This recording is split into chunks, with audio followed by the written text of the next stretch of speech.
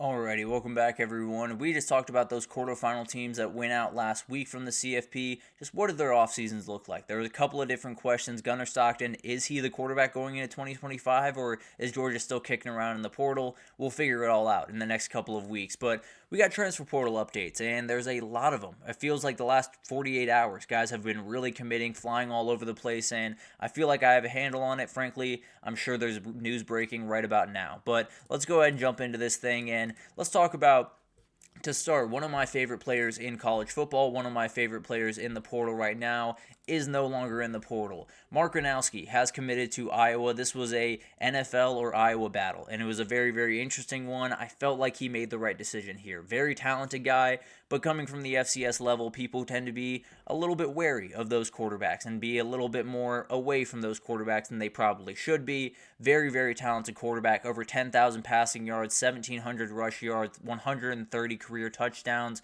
during his time as the SDSU Jackrabbit, and he's a special player. Cannot wait to see what he can do at Iowa, and we might just have a fun Iowa offense in 2025, as crazy as that sounds. Mekhi Hughes, I love Mekhi Hughes. I cannot express that enough. Very, very talented running back, a guy that went over 1,300 yards this year. And Jordan James is going to be out the door. Definitely someone we're going to watch as we go into that Texas. That's totally got lost there. But at the end of the day, very talented, very versatile player that absolutely can make some big time plays. The way that I see it, I don't see a way where he is not a household name in 2025. Very talented running back, and I think he can play on Sundays in the future. Rashul Faison, very talented running back coming over from Utah State. He's making his way. He's making his way to Columbia, South Carolina. Very talented kid. Great pickup for the Gamecocks. And you do have Rocket Sanders walking out the door. Oscar Adaway played some really good football down the stretch of this season, coming over from North Texas last year. Maybe it's kind of the same thing this year for Rashul Faison. That's the way that I see it, at least. Oscar Adaway being the main guy on the front, and then you slowly work this guy in. And he's a very talented back, absolutely can be a huge piece for them. And then maybe in 2026, he's a downright elite back for them. Jerlin Washington is another guy, or Jerlin Washington, excuse me, another guy that I want to watch out for. He is heading over to Tuscaloosa, Alabama. Very good pickup for this Alabama group. Maybe not the biggest, most imposing guy in the world, but he's a downright bowling ball. He is absolutely a guy that can get after you, can really run through you, would be a great third down option to go along with a guy like Jamarian Miller, and a couple of Richard Young is going to play a bigger part in that running back room, but this is a great piece. I really do like this guy, and I think he's one of those that you probably won't see him as the down-in, down-out back. I'd be very surprised if you did, but at the end of the day, I just imagine him making a number of different plays in the receiving game and really kind of changing the complexion of this team on third down. Then we got Noah Thomas. This was probably the biggest one of the last couple of days. The Georgia wide receiver room is getting downright special, guys. You had Zachariah Branch come in a couple of days ago. You got Noah Thomas this time around. It's going to be awesome to watch what this team can do. And it's going to be really interesting to see if it's Mike Bobo. If he does come back for another season, what does that look like? How do they attack teams differently, knowing that they have a Noah Thomas that's 6'6 and 215 on one side. They have a Zachariah Branch that's 5'10 and can run a 4.2 on the other side. How do you go about that? How do you handle that? And will the attack be just a little bit different this time next year? It really should be, because the reality is these guys are downright ridiculous talents, and it's a huge pickup for Georgia. Feels like they're turning for what was probably the worst SEC wide receiver group into what very well could be the best going into 2025. Amari Jefferson is another guy you're going to want to watch out for, and he's a guy that's still very, very young. Was in the 2024 class, obviously was a Saban commit, ended up transferring after 1 year. That has kind of been happening around Bama the last couple of days, so not overly surprising by any means, but definitely something that we'll take a little bit deeper of a look into in a couple of, maybe next week sometime in between the semifinals and the finals. But very talented kid here, and he can pair with Mike Matthews, another very talented kid from that 2024 class. It's going to be a really interesting group to watch. I still think they need that one big-time veteran guy like they were trying to get Zachariah Branch. I think they need one guy. I think they need one big-time guy, and we'll see if that guy jumps in already. We'll see if he jumps in after the semifinals this weekend. There's a couple of different guys out there that I just feel like this Tennessee team is void of that wide receiver one. I think they have remarkably talented guys. I think you need the catalyst, and we'll see if they can get that over the next couple of weeks. Malik Benson is another guy you're going to want to watch. He is making his way up to Eugene, Oregon, and this is a very, very interesting one. I think it's a high reward, low risk pickup, if I'm being totally honest. Oregon has the guys at wide receiver. I don't think they're going to really struggle at wide receiver. I think Evan Stewart, DeCorian Moore, Jerrion Dickey, a number of these guys, Gatlin Bear, I think all those guys are going to make big time plays for them. The question is, if you get production out of this guy, it's going to be another plus. He could be a Trayshawn Holden type player for this team. He could be a guy that kind of fills into that third, fourth slot and just plays really confident football, really good football, and catches the passes you very much need him to. Definitely did struggle at Florida State this year, but absolutely a guy that is worth taking a flyer on and see if he can crack your rotation in 2025. Ty Lockwood is another guy you're going to want to watch here. He is going up to Boston College and might not seem the biggest deal in the world, but Dylan Lonergan, a other Alabama quarterback, made his way up to Boston College to reunite with Bill O'Brien. It'll be interesting to see what they do this offseason because you do have Grayson James there as your quarterback, but Dylan Lonergan, along with a couple of these other Alabama players that have come in, I think they might want to lean towards the kind of youth movement. But at the end of the day, definitely will be an interesting program to watch and one that really could kind of be that maybe Syracuse of ACC. I think that's where Boston College could possibly fall next year. Definitely a lot more work to do, but two very talented guys they've added thus far, and I think the ceiling could be a little bit higher than some people realize. Tacario Davis, this is the guy that we were talking about between the NFL and the college and a number of different teams in it.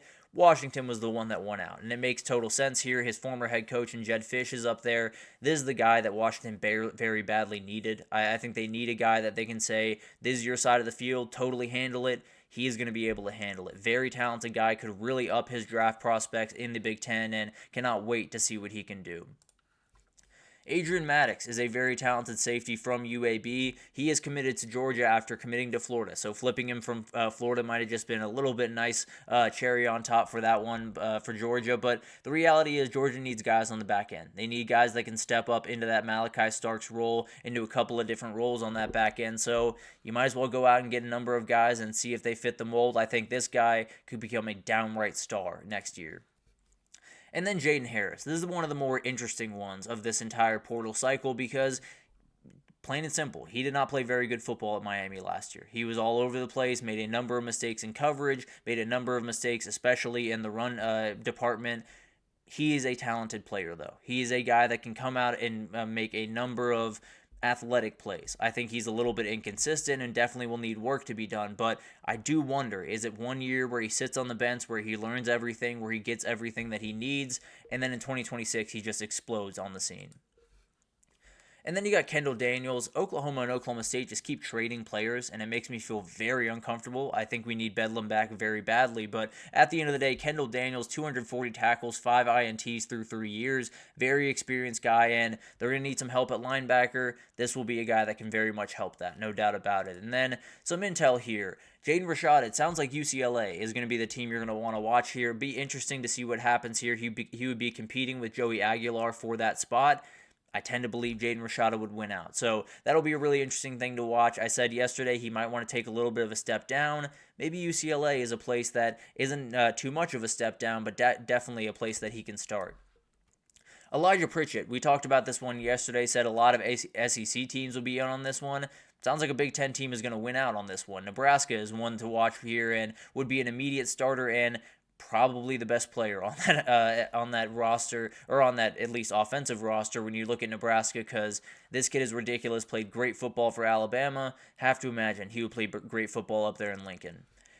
And then we have Jeffrey Imba, very talented player, started his career at Auburn, went over to Purdue, played some great football. He's probably finding his way back to Auburn, Alabama. Very talented kid and definitely a guy that can give them a little bit more depth, possibly be a starter for Auburn going into next year, and definitely a guy that I'm going to be watching very closely. Could be someone we didn't know about going into this year, and we'll know everything about coming out of next year. And then to just give you an idea of where the top 10 sits, LSU sits up top doing incredible work, and I feel like they still got a little bit to go. A couple more O-linemen, probably a couple of DBs to add to that group, but overall has done a great job, especially at the wide receiver position. Texas Tech has sat pretty pat for the last little bit, as has Mississippi State over there at 7. Love what both of them are doing, though. Really great job by both those staffs. And then you have guys that are heating up on the trail. Ole Miss starting to get their groove, as they always do. Auburn, Florida State really starting to find some big-time guys. A&M has done a great job, especially at that wide receiver position. And then you do have Kentucky getting some great prospects. I still worry about Kentucky every single year, so we'll see what happens there. Obviously, a lot of different things to kind of iron out. Nebraska, if they get Pritchett, that would obviously be a big bump, and downright needed for Missouri to finish in the top 10 here. With Bo Pribula coming in, you need some help around him, and this is the way that you get it. And then the top 10 guys left. Damon Wilson leads this one, and this was the surprise entry of the last couple of days. He's leaving UGA, the edge rusher. It's going to be Ohio State. Frankly, I'd be surprised if it got through today and it wasn't Ohio State. Very talented kid and absolutely someone that Ohio State wanted out of high school. Maybe you would have been just better off going there out of high school, but at the end of the day, sounds like he's going to make his way up to Columbus. Great pickup for Ohio State, where they very much need it with guys walking out the door. For Thaddeus Dixon, down here at number 4, very talented Washington DB. Sounds like Tennessee, UNC, Michigan, Ole Miss, and a return to Washington are the ones you're going to want to watch here. Don't really know if there's one lean or one way or the other.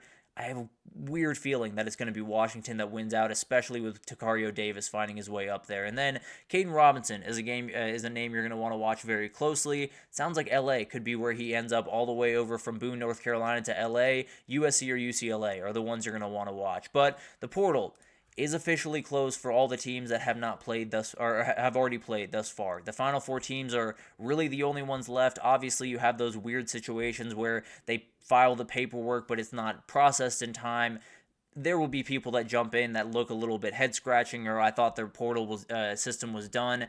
It's a very confusing process. We will have more twists and turns, I can promise, and then we'll have to see what the outfall is from these games this upcoming weekend, which will be maybe some big ones. There's been some talk about Quinn Ewers. I don't necessarily believe he's going anywhere but the draft, but maybe he is. Who knows? And that will be an explosive one when or if it does happen. But let's take our final break here. We're going just very close to this margin, so I want to make sure I wrap this up pretty quickly. But biggest roadblocks for these CFP teams in the semifinals, a lot of them that could get in the way, and definitely want to break those down for you right after this, so stick with us.